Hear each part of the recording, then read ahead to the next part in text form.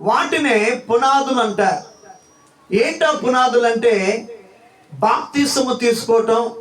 Mark సువార్త 16వ అధ్యాయం 16వ వచనంలో చదవవసరం లేదు, కానీ నమ్మి బాప్తిసము తీసుకున్నవాడు రక్షింపబడతాడు, నమ్మని వారికి శిక్ష విధింపబడుతుందని బాప్తిస అనుభవం గురించిన పునాది మొట్టమొదటిగా తెలియజేయబడింది.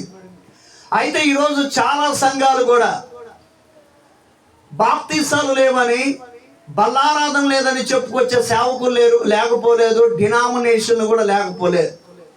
అయితే నేనేమంటానంటే, దేవుని యొక్క వాక్య పునాది మీద కట్టబడని ఏ సంఘమైనా అది పరలోకానికి చేర్చబడదు.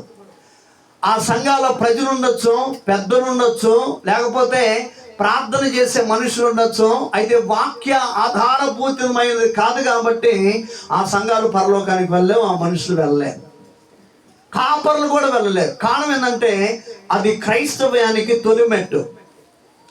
రెండవది ఏంటంటే బాప్తిస అనుభవం తర్వాత రెండవ మెట్టు ఏంటంటే, ప్రియదేవుని బిడ్డలారా, బల్లారాధన. నా శరీరము తిని నా రక్తము త్రాగువాడు నిత్య జీవానికి వారసుడని వాక్యం చెబుతుంది. ఇది రెండవ మెట్టు.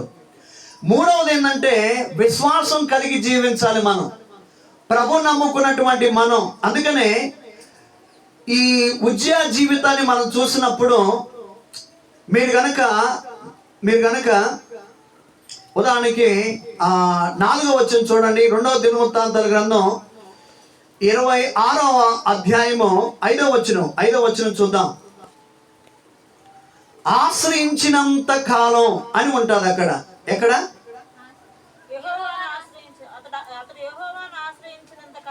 యెహోవాను ఆశ్రయించినంత కాలము. చూడండి, ఇక్కడ మనం చూస్తే అతని కీర్తి ప్రసిద్ధి చెందింది. అతడు వ్యవసాయమందు అపేక్ష కలిగిన ఆ సందర్భంలో దేవుడు అతన్ని ఆశీర్వదించాడు. స్థిరమైన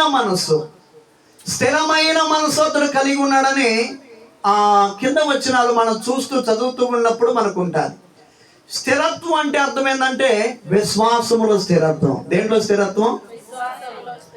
ఈ క్రైస్తవ సిద్ధాంతాల్లో బాప్తిసము, బల్లారాధన, విశ్వాసము, ఎడతెగని ప్రార్థన జీవితం, ఈ 4 కూడా ప్రధానమైనటువంటి పునాదులుగా మనం కలిగి ఉందము గాక.